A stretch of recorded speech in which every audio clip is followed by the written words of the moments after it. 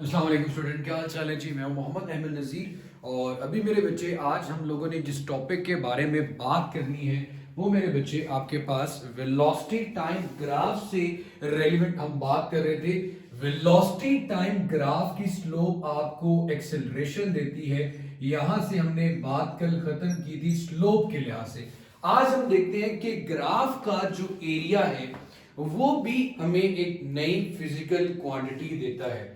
जिस तरह slope del y divided by del x थी, इसी तरह मेरे बेटे जो हमारे पास एरिया होता है वो del y multiply by del x होता है। मोस्टली हमारे पास जो एरिया आता है वो मेरे बेटे del y multiply by del x होता है। अब मेरे बच्चे हम यहां पे कुछ ग्राफ की एग्जांपल लेते हैं, जैसे कि हमारे पास कोई वेलोसिटी टाइम ग्राफ में वेलोसिटी टाइम ग्राफ है और उसकी आपके पास जो area under the graph object ने यहां तक कोई वेलोसिटी अटेन की, तो आप ये इस तरह का कोई एरिया आपके पास बन रहा है। इतने टाइम में इतनी वेलोसिटी अटेन की, तो आपने डॉटेड लाइन से इसको ड्रॉ कर दिया। तो ये मेरे बच्चे जो आपके पास एरिया इस शेप में आता है, मतलब रेक्टेंगुलर सूरत में, ये शेडेड एरिया रेक्टेंगल की शेप में आ रहा है। तो यहां पे अगर आप एरिया कैलकुलेट करेंगे, रेक्टेंगल का एरिया कैलकुलेट करने के लिए आप लेंथ को मल्टीप्लाई करते हैं विड्थ के साथ, v, और यहां पे क्या है मेरा बेटा t, so v multiply by t। अब आप सबको पता है कि वेलोसिटी और टाइम का प्रोडक्ट आपके पास डिस्टेंस के इक्वल आता है। तो इस बात का मतलब ये बना, जिस तरह ग्राफ की स्लोप आपको एक नई फिजिकल क्वांटिटी दे रही थी, इसी तरह आपके पास ग्राफ का जो एरिया है वो भी आपको एक नई फिजिकल क्वांटिटी दे रहा है। अब मेरे बेटे इसके बाद अगर हम बात करें, सो मेरी जान, अगर आपके पास कुछ इस तरह की एग्जांपल हो, लाइक ये भी मैं वेलोसिटी टाइम ग्राफ ही बना लेता हूं। आपके पास कुछ इस तरह की एग्जांपल में मेरा बेटा, क्योंकि हम वेलोसिटी टाइम ग्राफ की बात करें तो बार बार कुछ इस शेप में भी आ सकता है आपके पास, मतलब वेलोसिटी इंक्रीज करी यूनिफॉर्मली यहां तक इतने टाइम में। तो मेरे बेटे अब ये आपके पास एक ट्रायंगल बन रही है। तो यहां पे ये जो शेडेड एरिया है, इस शेडेड एरिया से हमें क्या इंफॉर्मेशन मिल सकती है? ये आपके पास वेलोसिटी है और ये आपके पास टाइम है, और ये आपके पास एक ट्रायंगल की शेप बन रही है, ट्रायंगल की सूरत में आपके पास ये ग्राफ बन रहा है। सो मेरी जान, आप यहां पे जब ट्रायंगल की शेप में बन जाएगा तो मेरे बेटे फॉर्मूला होता है आपके पास s is equal to 1/2, 1/2 base into height. So base आपके पास t है और हाइट आपके पास v आर है। So we T divided by 2 आपके पास डिस्टेंस आ जाएगा, या एरिया आपके पास जो है वो इस तरह डिस्टेंस के इक्वल आ जाएगा। अब मेरे बच्चे इस तरह एवरेज भी कैलकुलेट की जाती है। अब अगर आपके पास कोई ग्राफ अगर इस तरह नहीं, इस शेप में भी वेलोसिटी टाइम ग्राफ आ सकता है। मैं अगर इसको यहां पे इस तरह ड्रॉ करूं, यहां से वेलोसिटी डिक्रीज करते हुए जीरो पे भी आ जाती है। तो ये भी आपके पास एक ट्रायंगल की शेप बन रही है। तो यहां पे भी एरिया अंडर दी ग्राफ, ये जो शेडेड एरिया है आपके पास वेलोसिटी टाइम ग्राफ में, s इज इक्वल टू, वो भी मेरे बेटे आपके पास किसके इक्वल आ जाएगा, 1/2 v into T, 1/2 v into 2। इस शेप में भी, या आपने जो रेक्टेंगल, ये भी रेक्टेंगल थी आपके पास, ये ट्रायंगल है, और ये भी मेरे बच्चे आपके पास ट्रायंगल है। अब मेरी जान, अब हम बात करते हैं मेरा बेटा कुछ इसी वेलोसिटी टाइम जो ग्राफ है। अब यहां पे हम कुछ एग्जांपल सॉल्व करने जा रहे हैं। एरिया के लिहाज से बात कर ली, प्रीवियस लेक्चर में हमने मेरा बेटा बात कर ली स्लोप की। तो अब डिफरेंशिएट करते हैं डिस्टेंस और डिस्प्लेसमेंट के दरमियान वेलोसिटी टाइम ग्राफ में ही। डिस्टेंस और डिस्प्लेसमेंट में क्या फर्क है वेलोसिटी टाइम ग्राफ में, उसकी कुछ एग्जांपल की बात करते हैं मेरा बेटा। सो इसको मैं रेस करता हूं, अगर आपने कोई स्क्रीनशॉट लेना तो ले सकते हैं।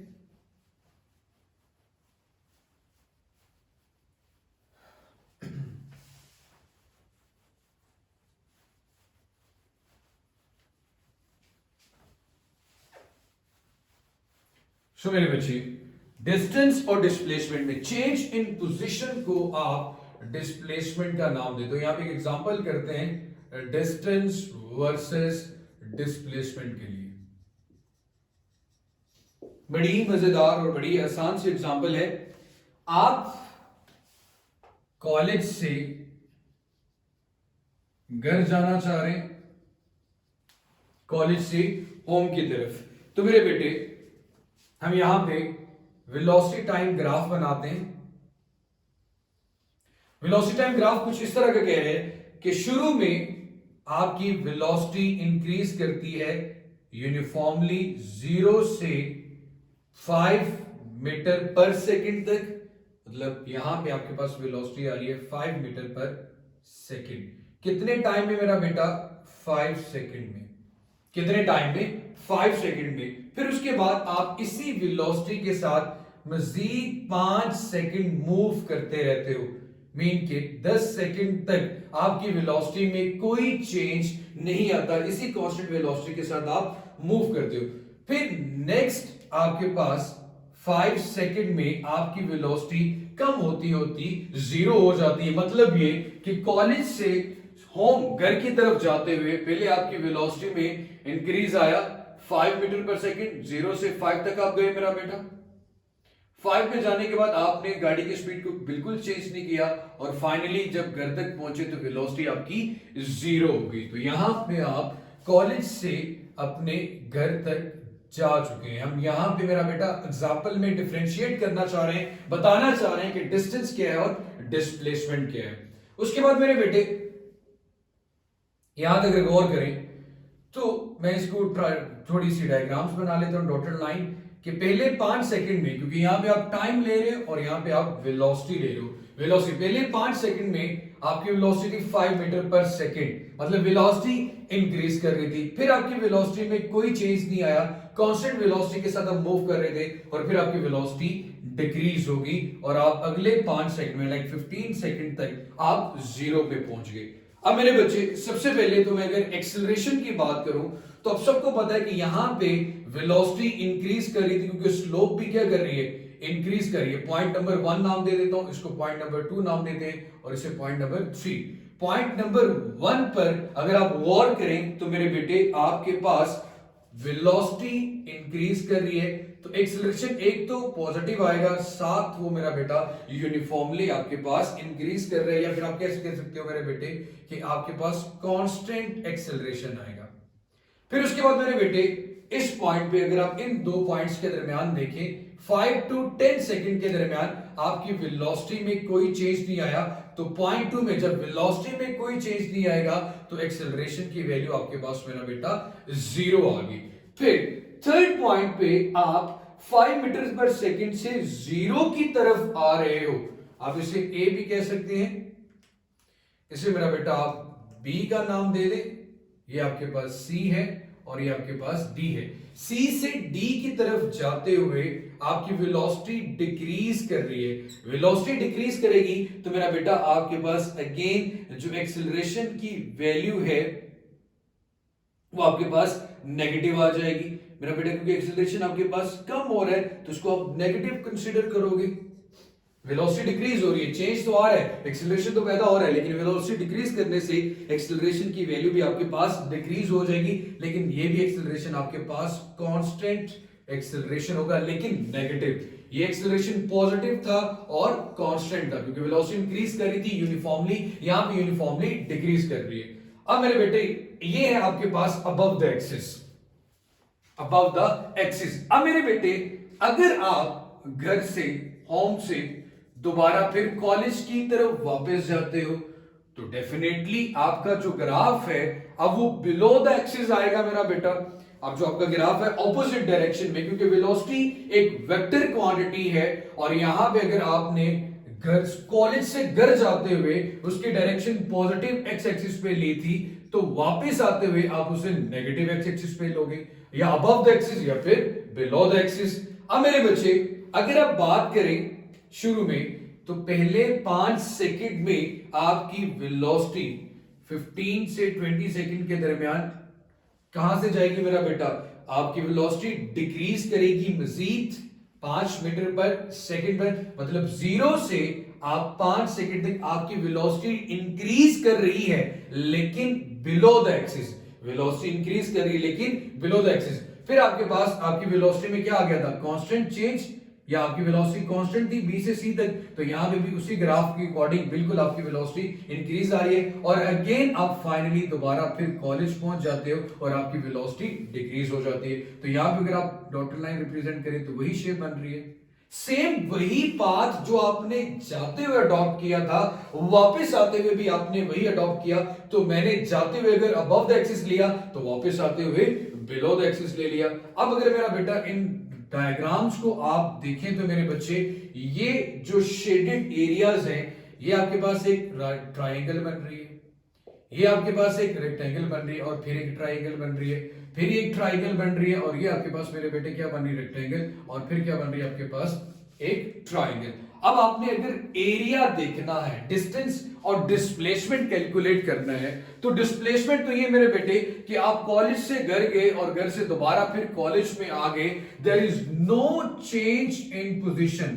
पोजीशन में किसी किस्म का कोई चेंज नहीं आया, नो चेंज इन पोजीशन। तो मेरे बेटे आपका जो डिस्प्लेसमेंट है वो तो मेरे बेटे आपके पास क्या आ गया, 0 आ गया। No, we have a question about the distance, कि आपका जो डिस्टेंस है वो किसके इक्वल आएगा।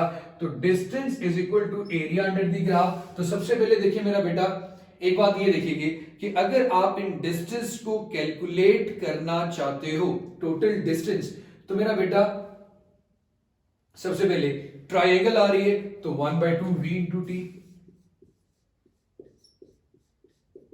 फिर रेक्टेंगल आ रही है सो प्लस वी टी, फिर ट्रायंगल आ रही है प्लस 1/2 v इंटू टी, फिर आपके पास ट्रायंगल आ रही है तो 1/2 v इंटू टी, फिर रेक्टेंगल आ रही है तो वी टी, फिर ट्रायंगल आ रही है तो 1/2 v into T.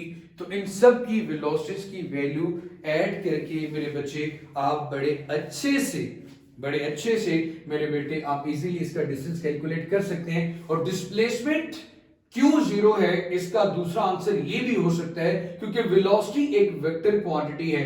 Above the axis अगर ये पॉजिटिव है तो बिलो द एक्सिस वो नेगेटिव होगी। दोनों के ग्राफ का एरिया जब आप ऐड करेंगे अबव द एक्सिस और बिलो द एक्सिस, तो मेरे बेटे अगर आप वेक्टर के लिहाज से उसको डिस्कस करेंगे सो टोटल एरिया फिर आपके पास वहां पे 0 हो जाएगा। लेकिन डिस्टेंस तो आपने जाते हुए भी कवर किया और वापस आते हुए, तो स्केलर क्वांटिटी तो आपके पास मेरा बेटा can never be 0 but vector can be 0। ये उस दिन भी मेरा बेटा हम लोगों ने डिस्कस किया था। अब कुछ और एमसीक्यूज के बारे में, इंपॉर्टेंट एमसीक्यूज के बारे में बात करते हैं। कुछ इस तरह की सिचुएशन जिसमें आपसे सवाल पूछे जाएंगे कि आपने आंसर कैलकुलेट करना है तो कैसे कैलकुलेट करेंगे। कुछ एग्जांपल, कुछ ग्राफिकल एग्जांपल मैं आप लोगों के सामने सॉल्व करता हूं, इसको मेरे बेटे मैं रेस कर देता हूं।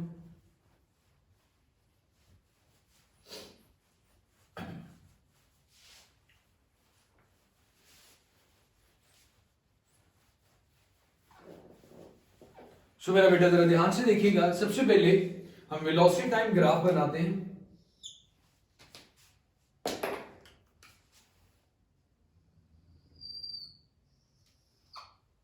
वेलोसिटी टाइम ग्राफ है, आपने यहां पे इसका आंसर खुद बताना है मुझे कि इसका आंसर क्या आएगा मेरा बेटा।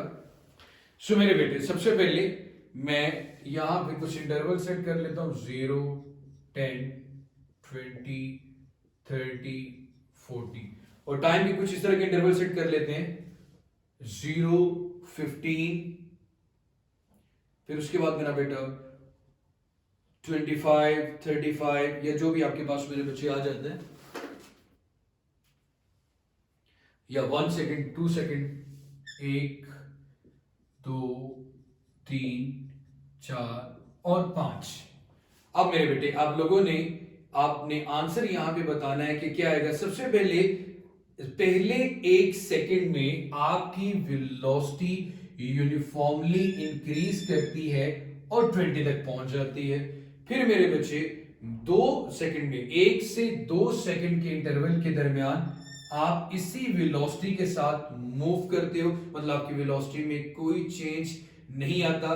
फिर आपकी वेलोसिटी 3 सेकंड में, मतलब जब आप 3 सेकंड का और मजीद टाइम गुजरा तो 1 सेकंड टाइम गुजरने के बाद आपकी वेलोसिटी अगेन कितनी हो जाती है मेरा बेटा? 10। फिर मेरे बेटे आपके पास आप इसी 10 के साथ 1 सेकंड मजीद मूव करते हो और आप अगेन दोबारा किस पे आ जाते हो मेरा बेटा? 0 पे। अब ग्राफ कुछ इस तरह का बन गया है। अगेन मेरे बेटे आप यहां तक पहुंचे तो आपकी वेलोसिटी है 20 मीटर पर सेकेंड। 20 यहां तक आपकी वेलोसिटी में, मतलब 2 सेकंड टाइम तक आपकी वेलोसिटी में कोई चेंज नहीं आता। पहले 1 सेकंड में आपकी वेलोसिटी 0 से 20 तक गई, फिर 1 से 2 सेकंड के दरमियान मजीद 1 सेकंड गुजरने के बाद आपकी वेलोसिटी में कोई चेंज नहीं आया। फिर 1 सेकंड गुजरने के बाद आपकी वेलोसिटी यहां पे हो जाती है 10 मीटर पर सेकंड, और फिर 1 सेकंड गुजरने के बाद आप इसी वेलोसिटी के साथ मूव करते हो 10 के साथ, और 4 सेकंड पे जाके आपकी वेलोसिटी क्या हो जाती है जनाब? 0 हो जाती है। अब मेरे बेटे आपसे पूछा जाता है कि जी आप डिस्टेंस कैलकुलेट करें, तो डिस्टेंस तो आएगा मेरा बेटा area under the graph. Area under the graph, इसका आंसर आपने मेरा बेटा कैलकुलेट करना है। मैं आप लोगों के सामने लिख देता हूं। जो टोटल डिस्टेंस है वो आएगा 4 हिस्सों में, 1 2 3 4, 4 डायग्राम्स बन रही है। कभी आप जरा गौर करें तो ये जो डायग्राम है ये ना तो आपके पास एक ट्राइंगल बन रही है और ना ही रेक्टेंगल बन रही है। डायग्राम कुछ इस तरह से बन रही है मेरा बेटा। ये डायग्राम एक आपने third equation of motion solve करते ट्रापेजियम में भी यूज की थी, तो मेरा बेटा इसका आसान हल मैं आपको बता देता हूं। आपने S1 S2 S3 S4 इन सब का डिस्टेंस ऐड करना है तो ही आपके पास डिस्टेंस आएगा, और इन सब का डिस्टेंस ऐड करने के लिए सबका एरिया कैलकुलेट करना होगा।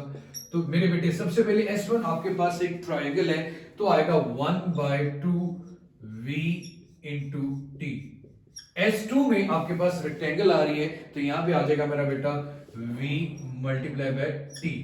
और S3 में आपके पास इस तरह की शेप आ रही है जहां पे आपने यहां पे क्या करना होता है, आपने यहां पे मेरा बेटा सबसे आसान वे में हमेशा बताता हूं sum of all parallel sides divided by 2 multiply by height, या फिर आप ये कर ले मेरा बेटा 1/2 lower value plus higher value multiply by T।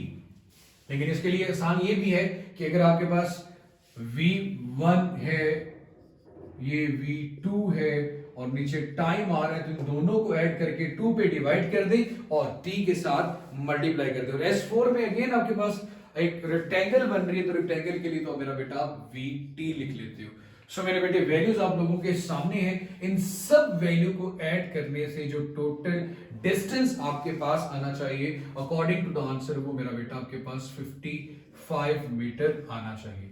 सो ये एक बड़ी मजेदार एग्जांपल थी और आप लोगों ने भी सॉल्व करनी। आगे एक और बड़ा इंपॉर्टेंट एक एमसीक्यूज है, बड़ा इंपॉर्टेंट एक क्वेश्चन है, उसको डिस्कस करते हैं और उसके 2-3 ग्राफ्स को भी बात करेंगे। मतलब उसका डिस्प्लेसमेंट टाइम ग्राफ भी बनाएंगे, उसका एक्सेलरेशन टाइम ग्राफ भी बनाएंगे और उसका वेलोसिटी टाइम ग्राफ भी बनाएंगे। तो जरा ध्यान से सुनिएगा मेरा बेटा, इसको मैं रेस कर देता हूं।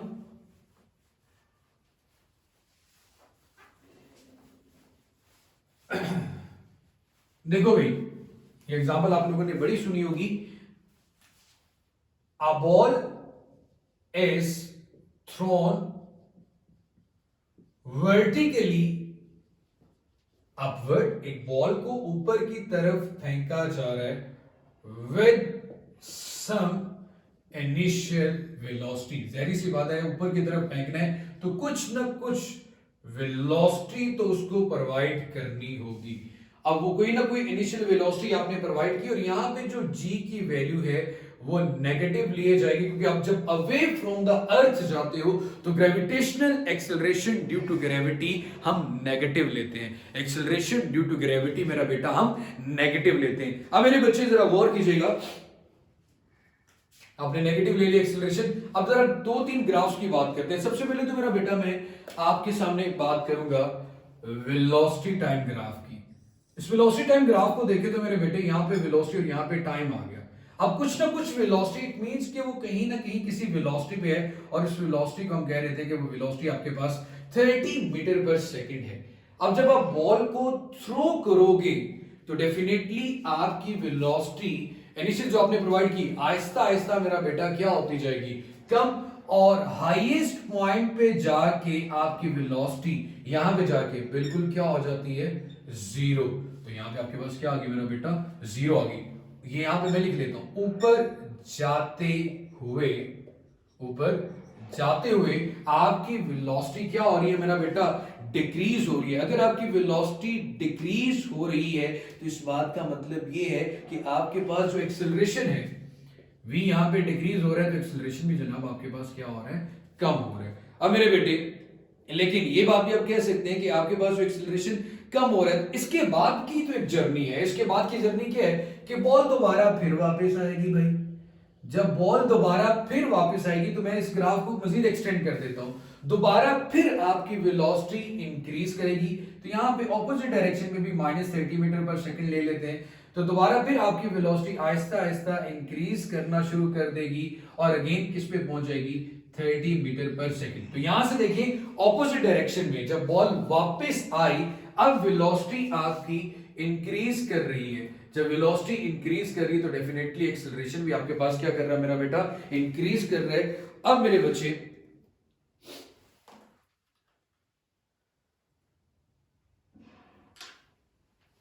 अगर आप एक्सेलरेशन टाइम ग्राफ बनाते हैं, एक्सेलरेशन टाइम ग्राफ बनाएंगे तो मेरे बेटे एक्सेलरेशन टाइम ग्राफ में आप ये चीज क्या बताए, जब बॉल वापस आएगी तो आपका एक्सेलरेशन है तो कांस्टेंट, लेकिन मेरा बेटा हम उसको नेगेटिव लेंगे क्योंकि आप बिलो द एक्सिस बात कर रहे हो। इसी तरह मेरा बेटा अगेन एक्सेलरेशन टाइम ग्राफ की बात करता हूं। हम ये कहते हैं gravitational acceleration due to gravity constant है। एक्सेलरेशन टाइम ग्राफ की बात कर रहा हूं मेरा बेटा।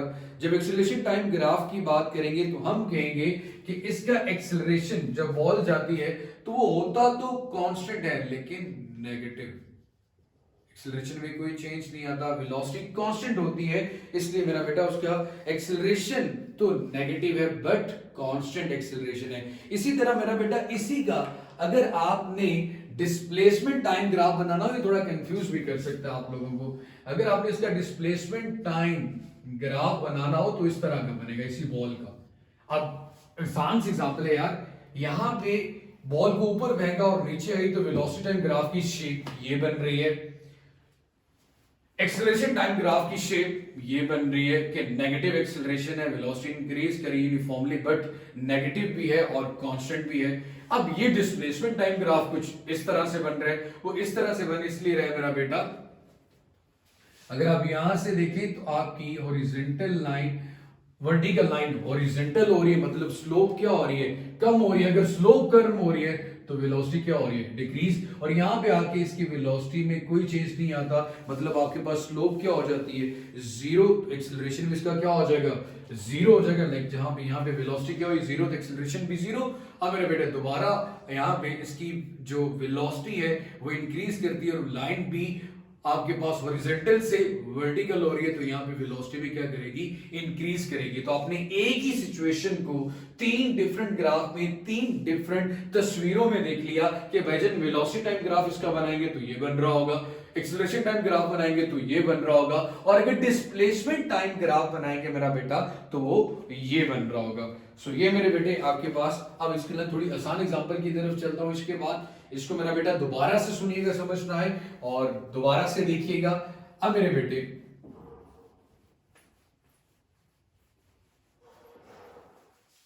हम नेक्स्ट बात करते हैं, कल इंशाल्लाह मेरा बेटा बात करेंगे लॉस ऑफ मोशन के बारे में। अब मेरे बच्चे कुछ इस तरह का एक्सेलरेशन टाइम ग्राफ आपके पास गिवन है और आपको कहा जाए कि इसका वेलोसिटी टाइम ग्राफ बनाए। आपके पास एक्सेलरेशन टाइम ग्राफ है और आपको कहा जा रहा है वेलोसिटी टाइम ग्राफ बनाए। ऐसा ग्राफ है जी, यहां पे आपके पास एक्सेलरेशन की वैल्यू कांस्टेंट है, फिर जीरो रहती है, और फिर आपके पास एक्सेलरेशन की कुछ इस तरह की वैल्यू आ रही है। यहां पे भी एक्सेलरेशन कांस्टेंट है, यहां पे भी एक्सेलरेशन कांस्टेंट है, और यहां पे तो एक्सेलरेशन आपके पास मेरा बेटा क्या आ रहा है, जीरो। ये t1 टाइम है और ये t2 टाइम है, और आपसे कहा जाता है कि आप इसका वेलोसिटी टाइम ग्राफ बनाएं। वी टी ग्राफ इसका ड्रॉ करें। तो कुछ घबराने वाली बात नहीं मेरा बेटा, सबसे पहले वी और टी ड्रॉ कर लें। v है और ये आपके पास मेरा बेटा t है। सबसे पहले देखिए आपके पास एक्सेलरेशन कांस्टेंट कब होता है, जब आपकी वेलोसिटी, यहां पे टाइम बना लेना t1 और यहां पे बना ले मेरा बेटा t2। t1 टाइम में एक्सेलरेशन कांस्टेंट आ रहा है, तो इसका मीन इसकी वेलोसिटी में इंक्रीज आ रहा है यूनिफॉर्मली। यूनिफॉर्म इंक्रीज आए तो एक्सेलरेशन आपके पास कांस्टेंट आ रहा होता है। उसके बाद आपके पास एक्सेलरेशन जीरो हो गया, इट मींस t1 से t2 तक एक्सेलरेशन जीरो है, तो आपके पास वेलोसिटी में कोई चेंज नहीं आ रहा, तो आपके पास इस तरह कांस्टेंट वेलोसिटी आ जाएगी। अगेन आपके पास एक्सेलरेशन कांस्टेंट आ रहा है, इट मींस वेलोसिटी अगेन क्या कर रही है मेरा बेटा, इंक्रीज कर रही है। तो ये जनाब इसका वेलोसिटी टाइम ग्राफ आ गया। सो इसी तरह मेरे बेटे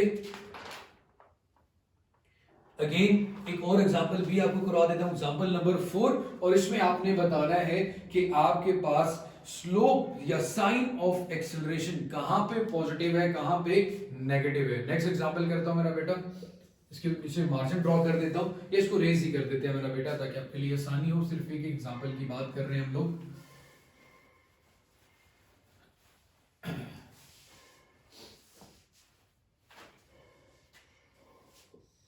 वेलोसिटी टाइम ग्राफ है और आपने बताना है मेरा बेटा, और होपफुली वेलोसिटी टाइम ग्राफ के बारे में काफी चीजें डिस्कस हो चुकी हैं और इंशाल्लाह इसमें आपका फायदा ही होगा।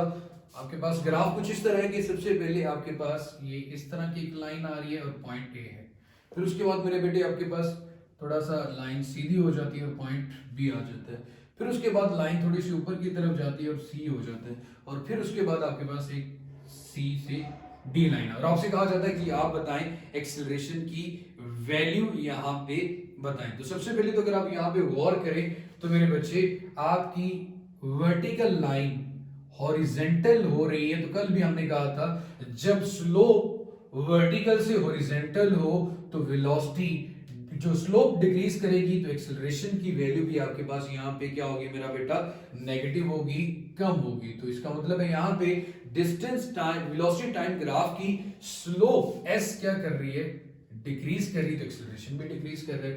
ए से बी तक यहाँ पे स्लोप हॉरिजॉन्टल लाइन की जीरो आती है तो एक्सेलरेशन भी आपके पास जीरो आ जाता है। बी से सी की तरफ जाते हुए हॉरिजॉन्टल से वर्टिकल की तरफ जा रहे हैं तो स्लोप आपके पास इंक्रीज कर रही है, तो एक्सेलरेशन भी आपके पास इंक्रीज कर रहा होगा। सी से डी की तरफ जाते हुए आपकी जो स्लोप है वो बिल्कुल कांस्टेंट आ रही है, एक स्ट्रेट लाइन की तरह। ये चीज जब स्लोप कांस्टेंट होगी तो एक्सेलरेशन भी आपके पास मेरा बेटा कांस्टेंट आएगा, एक्सेलरेशन भी आपके पास कांस्टेंट आएगा। और अगेन कुछ इस तरह के क्वेश्चंस भी पूछे जाते हैं कि आपके पास कोई ग्राफ होता है और उस ग्राफ में फर्स्ट करें कोई पीक वैल्यू दी जाती है इस तरह, तो जो ज्यादा, फिर इस तरह भी कुछ वैल्यू आ सकती है। ये अगर आपके पास वेलोसिटी टाइम ग्राफ में बना हो तो मेरे बेटे आपसे कहा जाए कि वो पॉइंट हाईलाइट करें, वो जगह बताएं जहां पे एक्सेलरेशन की वैल्यू मैक्सिमम है, तो जहां पे स्लोप मैक्सिमम हो, वर्टिकल लाइन आ रही हो, वहां पे एक्सेलरेशन भी मैक्सिमम होता है। तो हमारा वेलोसिटी टाइम ग्राफ से रेलेवेंट जितना लेसन था, सबसे पहले हमने वेलोसिटी ग्राफ को एक्सप्लेन किया, ग्राफ को एक्सप्लेन करने के बाद स्लोप को एक्सप्लेन किया, फिर स्लोप डिफरेंट वेज में हमने कैलकुलेट की, आज एरिया को कैलकुलेट किया, फिर इसके डिफरेंट एग्जांपल और एमसीक्यूज किए। तो अब मेरे बच्चे कल हम लॉज ऑफ मोशन की बात करेंगे। एंड फाइनली अगर अभी तक आपने रजिस्ट्रेशन नहीं करवाई तो अपना टाइम वेस्ट ना करें, इस नंबर पर थ्रू द व्हाट्सएप कांटेक्ट करें और अपनी रजिस्ट्रेशन करवाएं। और अर्ली प्रेप के लिए एमडीकेट के फुल सेशन की फीस सिर्फ और सिर्फ 5,000 रुपए। खुश रहे, जीते रहे, आबाद रहे, अल्लाह ताला आप सबका हामी नासिर हो। और अगेन आप लोगों से रिक्वेस्ट है, आपने चैनल नहीं सब्सक्राइब किया हुआ तो MMA नज़ीर चैनल को भी सब्सक्राइब कर लें। अल्लाह हाफिज।